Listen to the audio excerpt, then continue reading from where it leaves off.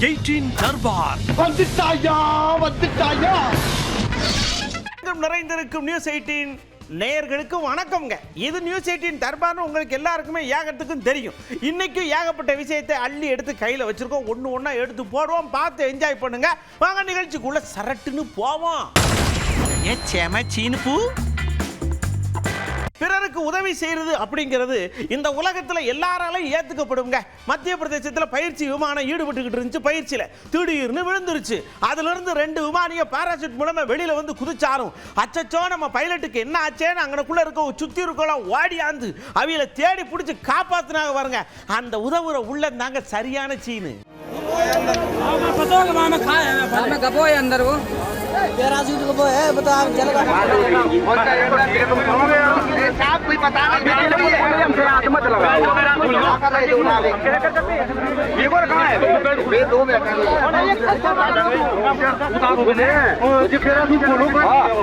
ஒரு 40 அடி காலத்துல சடக்குன்னு ஒரு கிணத்துக்குள்ள ஒரு பெரியவர் விழுந்தாங்க. அவளுக்கு வயசு 65.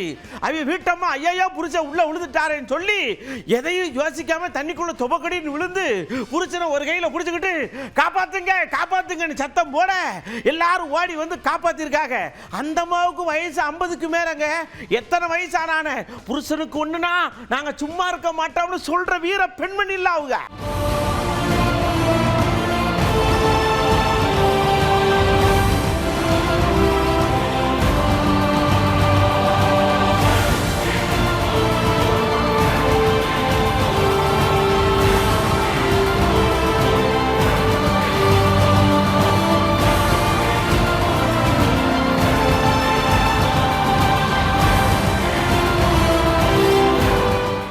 யூனிவர்சிட்டிக்குள்ள மலமலன்னு கேமராவை தூக்கிட்டு போய் செட் பண்ணி லைட்டை செட் பண்ணி படம் எடுக்க போறோம்னு சொன்னாங்க. படம் எடுக்க போறது ஒரு 1000 2000 3000 4000 கூட்டம் கூடிருச்சு. அண்ணன் சிவகார்த்திகேயன் வந்துட்டாரு. ஷூட்டிங்க விடுங்க அண்ணனை பார்க்க போறோம்னு எல்லாம் கூட்டம் நிக்க படம் பிடிக்கிறவங்களுக்கு படத்தை எடுக்கிறதா கூட்டத்தை கட் பண்றதா ஒன்றும் புரியலையே அப்படின்னு பேந்த முழிச்சாக வாருங்க. அதுதான் சரியான சீனாய் போச்சு.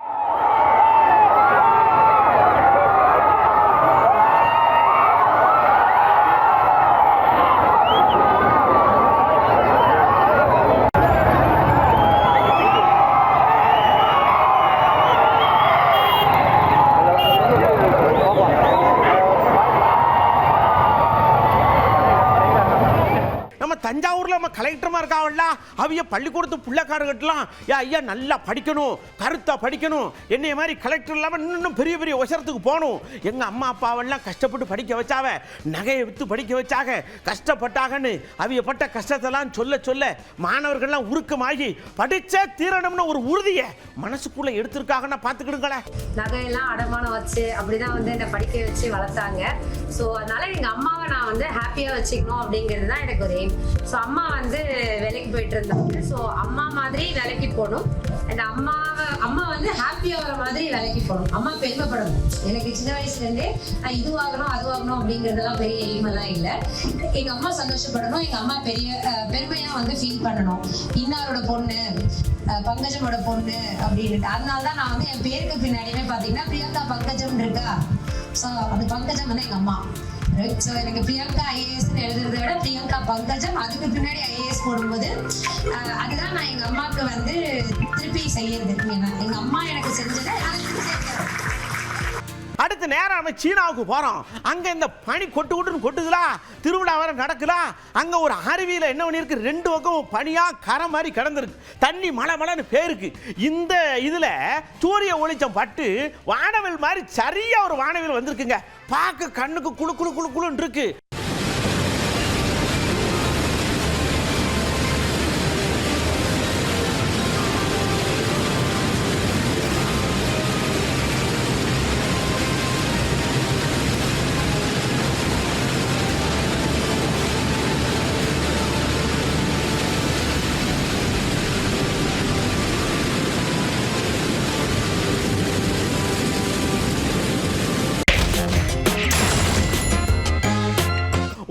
கட்சி சொல்லுதாக இந்த ஆறுபட முருகன் இருக்கார் இல்லையா, முதப்படையா இங்க இருந்தான் தொடங்குது. ஆனா சேகர்பாபு என்ன சொல்லுதாரு, முக ஸ்டாலின் தான் முருகன்காரு, நாங்க அந்த முருகனை பார்க்கறதா இவரை பார்க்கறதா, இந்த பிரச்சனைக்கு ஒரு எம்பி தானே காரணம் அப்படின்னு சொன்னவர் யாருன்னு தெரியுமா? நீங்களே பாருங்க, உங்களுக்கு புரிஞ்சு போகிறா. சேகர்பாபு இந்து நலத்துறை அமைச்சர் என்ன சொல்றாருன்னா, நலத்துறை அமைச்சர் மாண்பு முதலமைச்சரை சொல்லி பேரை சொல்லி இன்னைக்கு அவர்தான் முருகப்பெருமான காட்சியளிக்கிறார் கூட சொல்றார், அவரை பாராட்டுறார். அப்படிப்பட்ட அவருடைய தலைமையில் இருக்கிற அரசாங்கம் ஒரு மக்களால் தேர்ந்தெடுக்கப்பட்ட ஒரு பாராளுமன்ற உறுப்பினர் அந்த குறிப்பிட்ட அந்த சம்பவங்கள் நடக்கும்போது அந்த மலைக்கு சென்று அவர் அந்த நிகழ்ச்சியிலே கலந்து கொண்ட அடிப்படையில் தான் இது விஸ்வரூபம் எடுத்திருக்கிறது என்பதை நாங்கள் ஆணித்தரமாக அதிமுக குற்றம் சாட்டுறோம். இந்த அரசாங்கம் எதிலையும் கவனம் செலுத்துவதில்லை. பொதுவாகவே நடந்த பிறகு அதுக்கு என்ன மறுப்பு தெரிவிக்கலாம், எப்படியெல்லாம் அதுக்கு சப்பக்கட்டுக்க எப்படியெல்லாம் அதுக்கு மாற்று வழி என்னன்றதை தான் பார்க்குறேன் ஒழிய, எந்த நிகழ்வும் நடக்கிறதுக்கு முன்பாக இந்த அரசாங்கம் துணிவாக நடவடிக்கை எடுக்க மறுக்கிறது. ஒரு பதட்டமான சூழ்நிலை தம் மதுரைக்கு தேவையா? மதுரையில் இந்துக்களும் இஸ்லாமியரும் கிறிஸ்தவர்களும் அண்ணன் தம்பிகளாக மாமமைத்தனாக பழகி கொண்டிருக்கிறார்கள். இங்கே இந்த பிரச்சனையே இல்லை, இதுவரைக்கும் இல்லை, காலங்காலமாக இல்லை. இந்த ஆட்சியில் நடக்கிறதுன்னா, இந்த ஆட்சியில் நடக்கிறதுனா உளவுத்துறை என்ன செய்கிறது? அவரே இன்னொன்னு சொன்னாரு, பீஸ் கமிட்டி போட்டியில நாங்க வந்தவரா கலந்துக்கிட்டவரா, அப்புறம் நாங்க கையெழுத்து போடலன்னு மட்டும் ஏன் சொல்லுதிய, எங்களை ஏன் குத்தவாளியா மக்கள் முன்னாடி எப்படி ஆக்குதியடே, உங்களுக்கு கொஞ்சமாவது மனசாட்சி இருக்கா அப்படின்னு விசரப்பட்டு நிறைய பேசிவிட்டாருங்க. மாவட்ட ஆட்சித்தலைவர், மதுரை மாவட்ட ஆட்சித்தலைவரை இன்னைக்கு ஆளுங்கட்சியாக இருக்கின்ற அரசாங்கம் ஒரு பலிகடாக ஆக்குறதுன்னு தான் நாங்க நினைக்கிறோம். ஏன்னா முழுக்க முழுக்க இதுவரைக்கும் இந்த மாவட்ட ஆட்சித்தலைவர் மீது எந்த விதமான எந்த ஒரு இதுவும் கிடையாது, எந்த குற்றம் சாட்டும் கிடையாது. அவர் தொழிலை அவர் பணியை பார்க்கிறார். ஒவ்வொரு கட்சியும் நாங்கள் சொல்லுகிற கருத்துக்களையும் கேட்கிறார். இதுதான் நடந்தது. இந்த சம்பவத்திலேயே இப்ப எங்களுடைய மாவட்ட செயலாளர், முன்னாள் மேயர், தொகுதியுடைய சட்டமன்ற உறுப்பினர் முறையாக அது எழுதி கொடுத்திருக்காரு. எங்களுடைய பொதுச் செயலாளர் வழிகாட்டுதன்படி கொடுத்திருக்கிறார். எனவே எந்த வகையிலாவது இப்ப காவல்துறையை விட்டு எங்க கட்சிக்காரங்கன்னு சொல்ல விட்டாங்க. உங்களுக்கு தெரியும், தாம்பரம் காவல் நிலைய அதிகாரி கட்சி கொடி கட்டி வந்தா இந்த லைசன்ஸ், அது கட்சி திமுக கொடி என்பது லைசன்ஸ் மாதிரி, அது கட்டிட்டா எங்க வேணாலும் எதை வேணாலும் கடத்திட்டு போகலாம், யாரும் தடுக்க மாட்டாங்க அப்படின்னு இந்த அரசாங்கமே சொல்லுது. காவல்துறையை வச்சு சொல்றாங்க, காவல்துறையை சொல்றாங்க. ரொம்ப நாளைக்கு அப்புறம் நம்ம வானதி அக்கா குடுன்னு வந்தாங்க. எங்க மக்கள் தான் வேணாங்கல்ல, விட்டுருங்களேன், நாங்க இப்படியே இருந்து வாழ்ந்துட்டு போறோம், ஏன் எங்களை கொண்டே அங்க சேர்க்கிய அதுக்கடுத்து சேர்க்கிய இங்க சேர்க்கின்னு போட்டு இப்படி பண்ணுதியே அப்படின்னு சொன்னாங்கல்ல. ஆமா, மக்கள் என்ன சேர்க்காக எதுக்கு வேணாம்காங்கன்னு உங்களுக்கு கேட்கணும்னு ஆச்சரியமா இருக்கா? நீங்க பாருங்க, அப்பதான் உங்களுக்கு புரியும். ஜனவரி 26ஆம் தேதி கிராம சபை கூட்டங்கள் அவசர கதியிலே மக்களுடைய கருத்துக்களை கூட கேட்காமல் முடித்து வைக்கப்பட்டிருக்கிறது. நிறைய இடங்கள்ல தமிழகம் முழுவதும் இந்த பிரச்சனை இன்னைக்கு மக்கள் அதை எதிர்ப்பை காட்டிட்டு இருக்காங்க. ஆனால் தமிழக அரசு மக்கள் விருப்பத்திற்கு மாறாக ஊராட்சிகளை மாநகராட்சியோடு இணைத்துக் கொண்டிருக்கிறார். இதனால் அந்த ஊராட்சிகளுக்கு மத்தியிலிருந்து வரக்கூடிய நிதியுதவி நிறுத்தப்படுகிறது. இன்னும் சுயமாக அந்த பகுதியில் இருக்கக்கூடிய அந்த பகுதியினுடைய சாலைகளோ நீர்நிலைகளோ இவையெல்லாம் பாதுகாக்கப்படுவதிலிருந்து கூட இந்த அரசு தவறுகிறது. அடுத்து ஒரு குறிப்பு நேர குடுன்னு மைக்கு முன்னாடி உட்காந்து மனசுல பட்டதெல்லாம் மளமளவுன்னு சொல்லுதாங்க. அந்த கட்சி சரியில்லை, அவிய தலைமை சரியில்லை, கொண்ட கொள்கையிலிருந்து மாறுதாவ எங்களுக்கு பிடிக்கல, கூண்டோட நாங்க அங்கிருந்து கிளம்பி வெளியில போய் தமிழக வாழ்வுரிமை கட்சியில நாங்க போய் ஐக்கியமாக போறோம் அப்படின்னு சொன்னோம். யார் தெரியுமா? நம்ம அன்பு தம்பிகள். அதான் சீமானோட அன்பு தம்பிகள் தான் அப்படி சொல்லிட்டு குவாச்சிட்டு போயிட்டாங்க. எங்களுடைய இதுவரை ஏற்றுக்கொண்ட கொள்கை, இதுவரை நடந்து வந்த பாதை, இதுவரை எங்களுடைய செயல்பாடுகள் இவை அனைத்தும் மாற்றாமல் அதே கொள்கையோடு அதே இலக்கோடு பயணிப்பதற்கான இயக்கங்களோடு கட்சிகளோடு இணைந்து பணியாற்றலாம், இணைந்து பயணப்படலாம் என்று முடிவெடுத்தோம். அதில் நாங்கள் முடிவெடுத்து தேர்ந்தெடுத்த கட்சி அண்ணன் வேல்முருகன் அவர்கள் தலைமையிலான தமிழக வாழ்வுரிமை கட்சி. நாங்கள்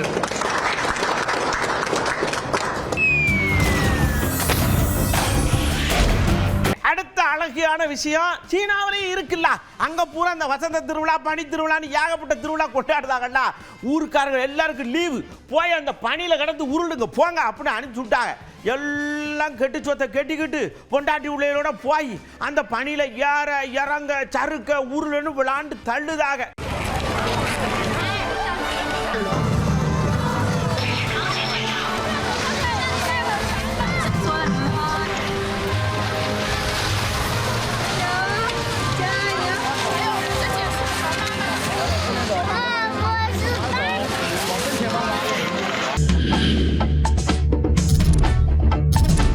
வாங்க நாகப்பட்டினத்துக்கு ஒரு சொர்க்கத்தை பார்ப்போம். அங்க ஒரு அம்மன் கோயில் இருக்கு. அங்கேயும் ஏகப்பட்ட விஷயம் பண்ணிருக்காங்க. என்ன இப்படி பண்ணுதாக ஐயா, கண்ணு முன்னாடிலாம் அதிசயமா இருக்குன்ற மாதிரி ஆன்மீகத்துக்குள்ள சொர்க்கத்தை அடைச்சு வச்சிருக்காங்கல்ல.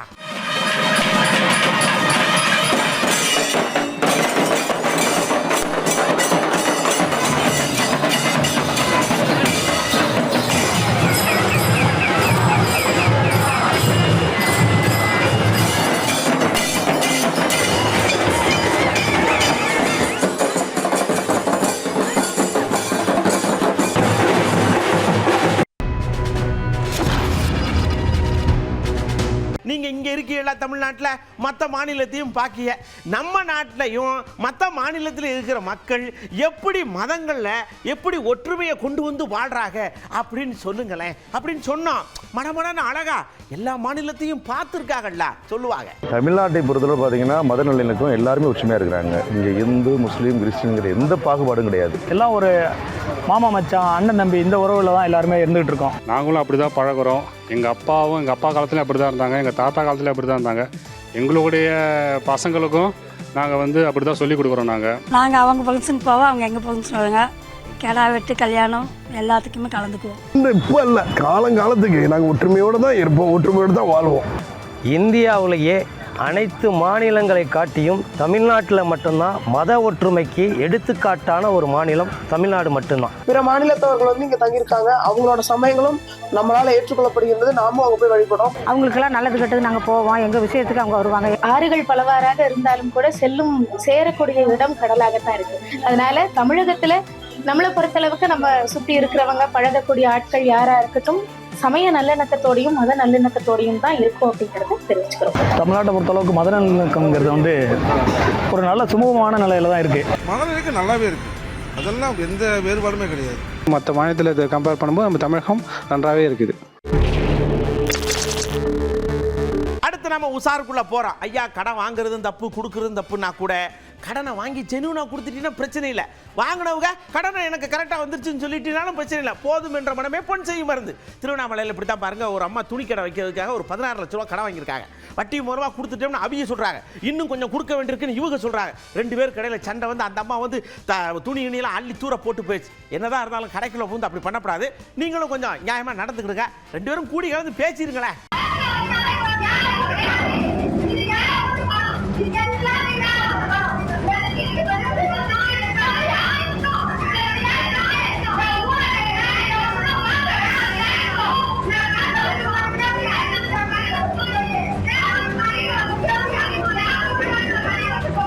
அடுத்து வாருங்க, குஜராத்தில் ஒரு சம்பவம். நம்ம அடிக்கடி சொல்லுதோம் ரோட்ல போறவோ பார்த்து போங்கன்னு. ஒரு மண்ணு லாரி வந்திருக்கு, இந்த பக்கம் ஒரு பஸ் புர்ன்னு வந்திருக்கு, 2 டம்முன்னு மோதிக்கிருச்சு. 30 பேருக்கு காயமா, ஒருத்தர் ஸ்பாட்லேயே இதாயிடுச்சு. அதனால வண்டி ஓட்டும் போது வேகத்தை குறைச்சு நிதானத்தில் ஓட்டுங்க. நிதானமான வேகமே நிதர்சனமான வாழ்க்கைக்கு உதவும்ல.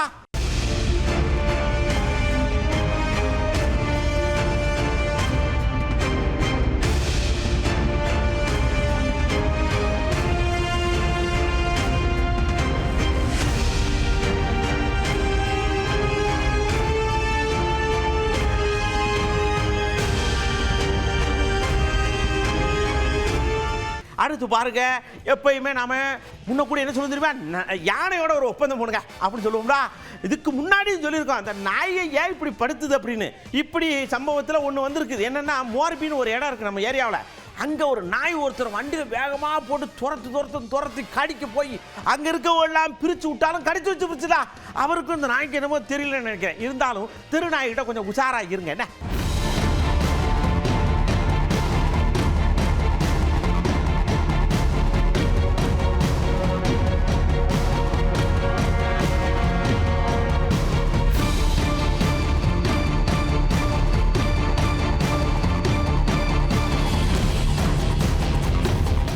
பாருங்க, பீகார்ல 2 வண்டியில பெட்ரோல் படம் வந்திருக்காங்க. வந்து 2 வண்டியிலையும் டேங்கை ஃபில் பண்ணிப்பாங்க ஓடு இருக்கு. காசு கேட்டோடனே இவங்களுக்கு கோவத்துருச்சு. எங்கிட்ட காசு வைக்கன்னு சொல்லிட்டு அவரை அடிச்சு அவர்கிட்ட இருந்த காசெல்லாம் பிடிங்கிட்டு போயிருக்காங்க. பேசாம பாரின்ல மாதிரி காசை போட்டு பெட்ரோலை நீங்களே அடிச்சுக்கங்கிற சிஸ்டத்தை கொண்டு வரணும் போட்டிருக்கு. அப்பனா தான் எல்லாம் கரெக்டாக நடக்கும்.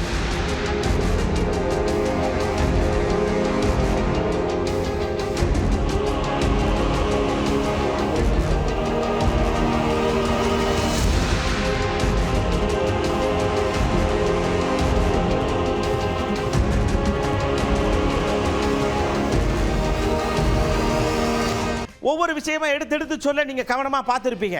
எப்பட்றா அப்படின்ற விஷயத்திலும் சரி, உஷாரா இருக்க வேண்டிய விஷயத்திலும் சரி கவனமா இருக்கணும். திருப்பியும் சொல்றோம், வாகனம் ஓட்டும் பொழுது ரோட்ல உங்க வித்தைகளை பூரா காட்டணும்னு நினைக்காதீங்க. வீட்டுக்கு போகணும், அலுவலகத்துக்கு போகணும், போற இடத்துக்கு போகணும், ஜாக்கிரதையா போகணும் அப்படிங்கிறத மட்டும் மைண்ட்ல வச்சுக்கோங்க. தலைக்கவசம் கண்டிப்பா போடுங்க. அடுத்த தர்பாரில் உங்களை சந்திக்கிறேன். அதுவரை உங்களிடமிருந்து அன்போடு விடைபெற்றுக் கொள்வது உங்கள் அன்பு நண்பன் எழில். வணக்கம் மக்களே. 18 தர்பார் வந்துட்டாயா.